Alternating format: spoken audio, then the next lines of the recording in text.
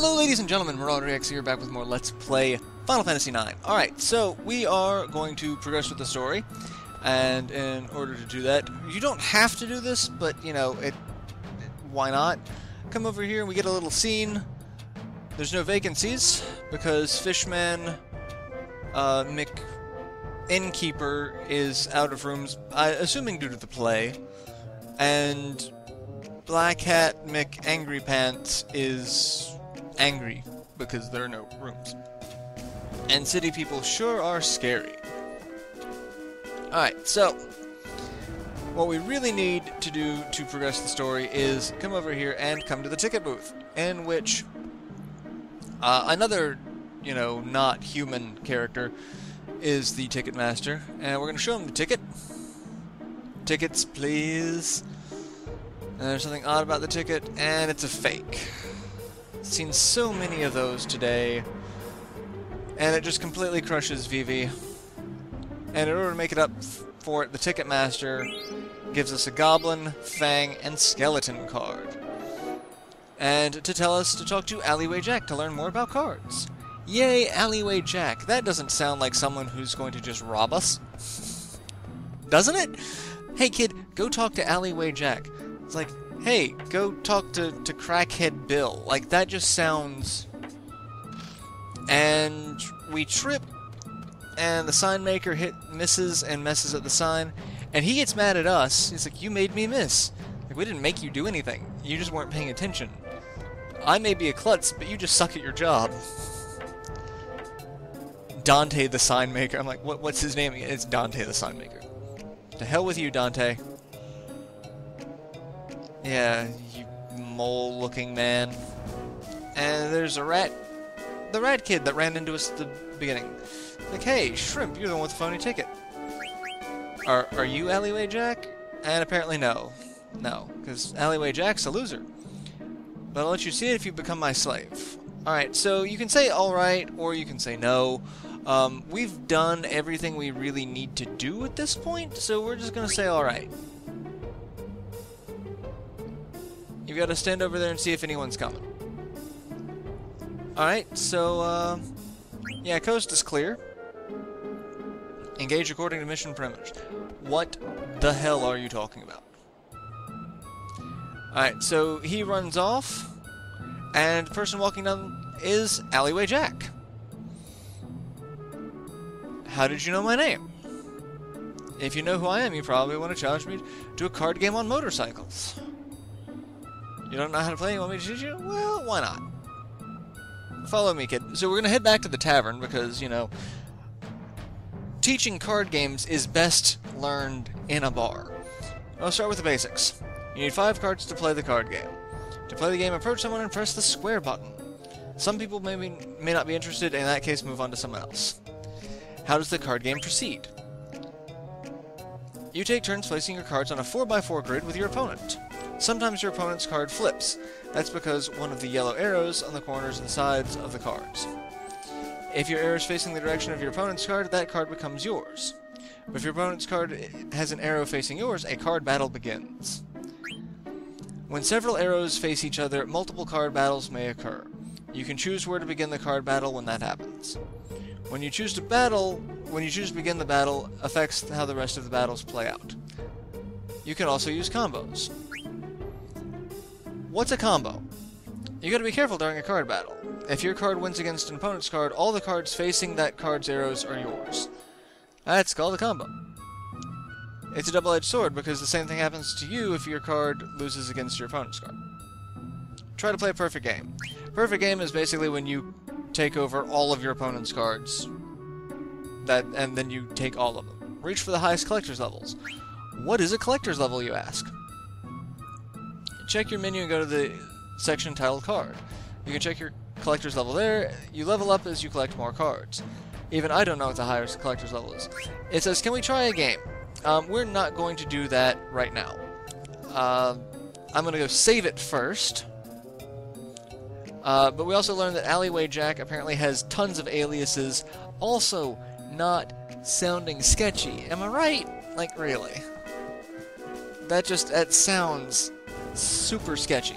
Alright, what we're going to do is we're going to go and continue where the Rat Kid was going to have us go, and there's a save point there. We're going to save it before we try the card game, because there's a high likelihood that I'm going to lose cards, because this card game is ridiculous, and even the most basic guides that I can find to give, you know, an idea of what the hell is going on in this game are ridiculously complicated.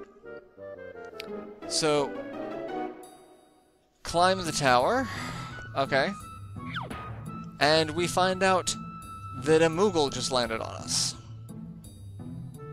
Sorry about that, Kupo. That's Kupo, he's a Moogle. And this is slave number 1. Try to get along. Apparently, Rat Kid and Kupo are friends. If you want to save game onto a memory card, just ask us Moogles. You can also regain health if you have a tint.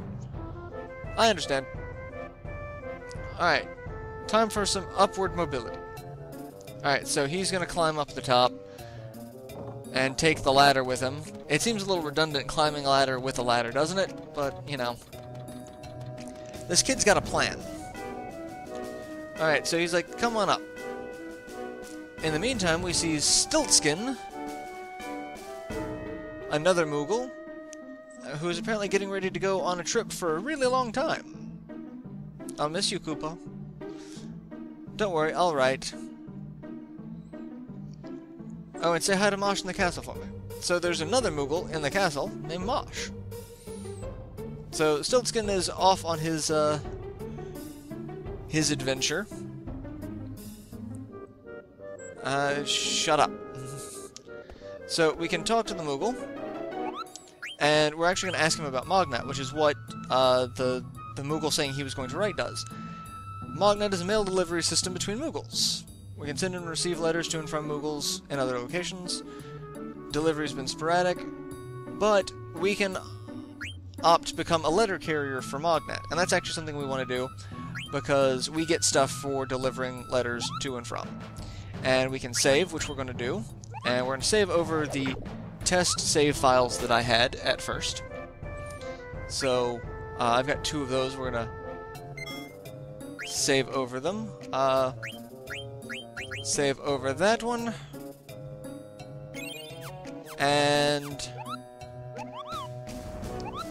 in the meantime, we're going to leave, and give me a second. I'm going to work my way back to the Tetramaster game. So give me 1 second. Alright, so we're back here. We're going to talk to Alleyway Jack, and we're going to try a game. And I'm just going to reset this unless I, through some miracle, win. I'm not expecting to win. This is not going to go well for me. So we have monster cards that have arrows on them that you can see there. And they have these ridiculous stats that, yeah, they're ridiculous stats. So we're gonna do that, and see how this plays out.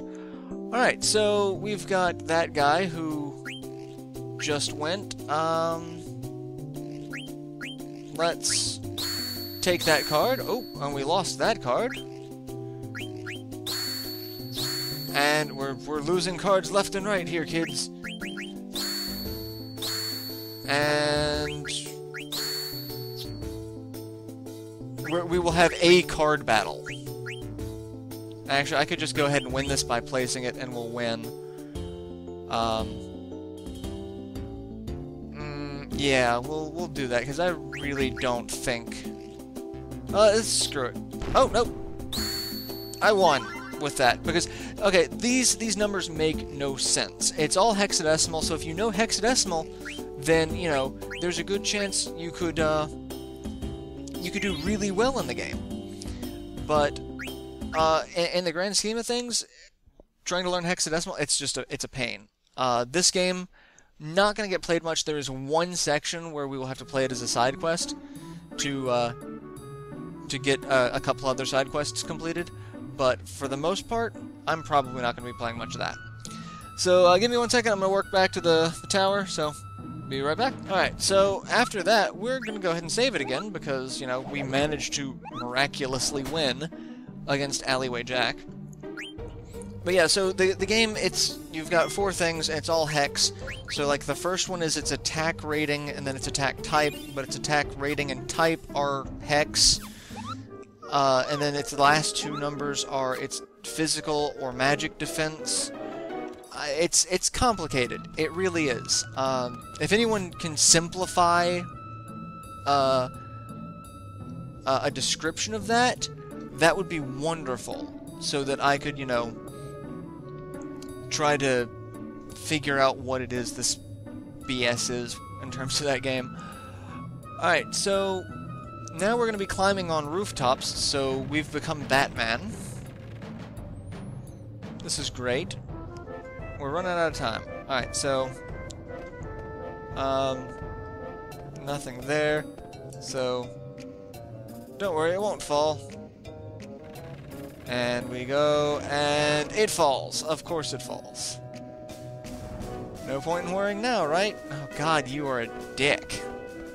Alright, there's 29 gil there. Oh yeah, I almost forgot. I don't even know your name.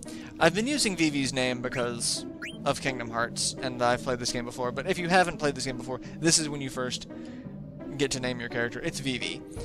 But if you also wait at the title screen, it shows character portraits with their names.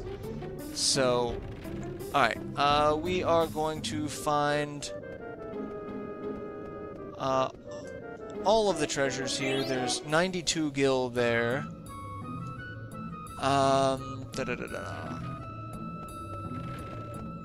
We want to go not that way. We want to go down this way. And this leads us to this section, which gives us more money. And that's 63 gil. And those are the only 2 ones we need, because we already got the one from the first. So, now time to follow the rat kid again. Now we're going to go this way.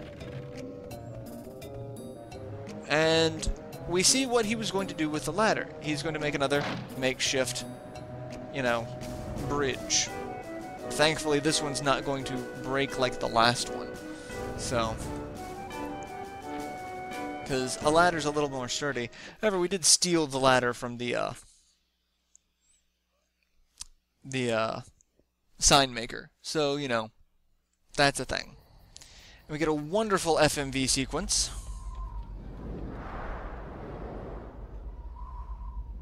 In which we see the Tantalus ship, the Prima Vista, which is not just an airship, but it's also their traveling stage. I gotta say, Tantalus seems to be of the caliber of, like, Lupin the Third, in terms of how far they go. Oh my god, that face. That face. That's the Queen. And we assume that's Princess Garnet. And behind them, one of their loyal knights is one of my favorite characters. I love him. We will learn more about him later. He is apparently the one who went to all of the trouble setting all of this up to have, you know, a wonderful little show for the Queen and Princess. The Queen obviously loving it. Vivi seems to be really enthralled. Not that you can see expression on his face. However, Garnet, not so much. And Steiner looks horribly broken up over it. And he's like, please notice me, senpai. And the Queen is dancing around like a maniac. It's not creepy at all. Ladies and gentlemen, tonight's performance is a story that takes place long, long ago. Our heroine, Princess Cornelia, is torn from her lover Marcus. She attempts to flee the castle only to be captured by her father, King Leo. When the story begins, Marcus, having heard of this, crosses swords with the king. And now your royal majesty, Queen Bran, and your highness, Princess Garnet. Noble ladies and lords, our rooftop viewers, Tantalus is proud to present I Want to Be Your Canary. So, yeah, this is a section where we are set up to impress nobles, and this is another little mini-game that we can do over and over again. and the members of Tantalus pretending to be thieves, pretending to be actors, acting roles in a play. This is getting really meta. So, we are going to be in a battle sequence here on stage with, you know, odd lightning effects. And it's like we're acting, but in order to do this, we have to we've got to make it look interesting. I shall instruct thee in incomparable pain. So we hit the boss fight. This is the first half of it. You want to use some of the special effects.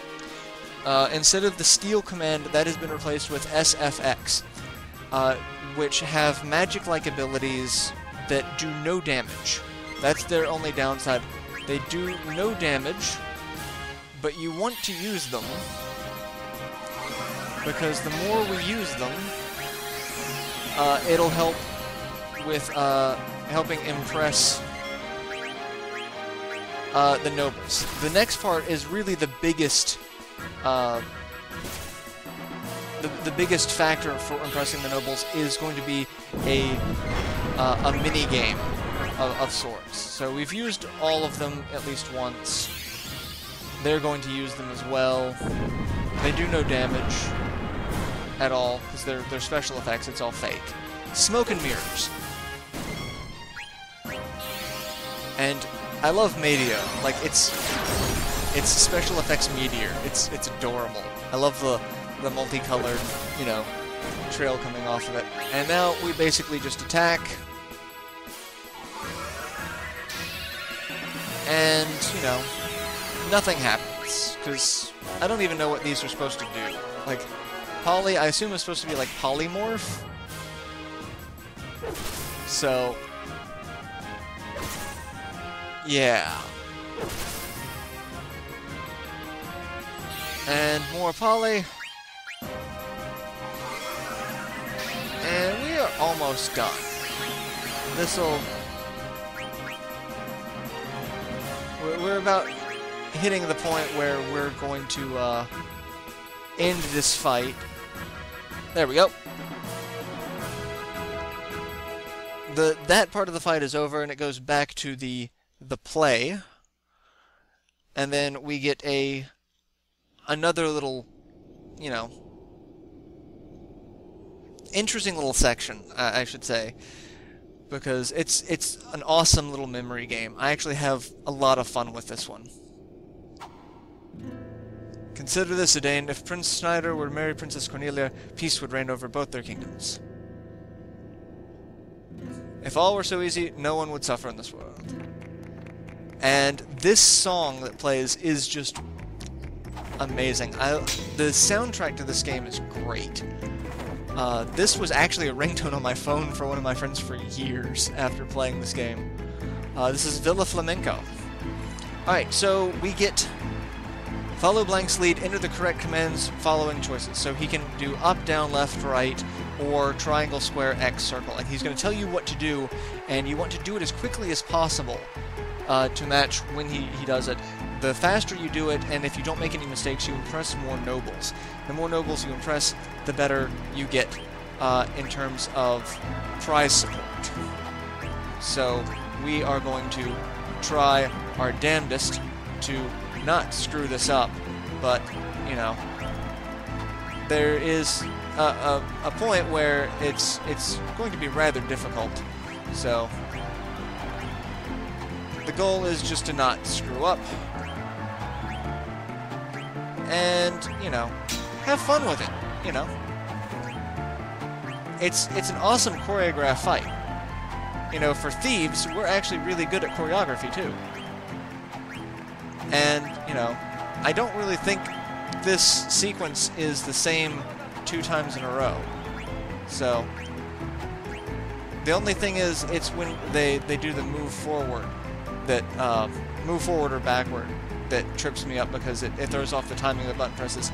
Out of 100 nobles, 89 were impressed. So that means we actually get a pretty decent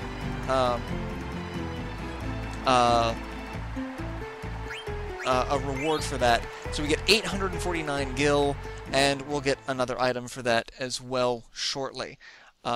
If you... they don't have a list on this guide of what you get in terms of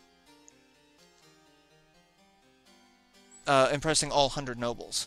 But, you know, we got the second tier. Basically, it's anything to 99, and then if you manage to get all 100, you get a separate tier. So, and Blank is going to explain to us just how terrible this person's armor really is. My gloves are all slimy. There's cookie crumbs. Shut up! I get it. Stop talking. You still have the package. I won't strip, and that is the Oglop that they were discussing back on the ship. And Blank's like, master reflexes. Go pour some sleep potion into Princess Garnet's cup. And so we are now in Alexandria Castle. So we now have control of this. We're going to actually turn around. According to the recon, the royal seat should be right above these stairs. Got it. The scene where Marcus sneaks into Cornelia's chamber is about to start. Let's get this over with before the finale, okay? Alright, this is where we're going to end it, because we should actually have a save point behind us. But, even if not, we can just continue on. So I will see you guys in the next installment. So till then, later everyone.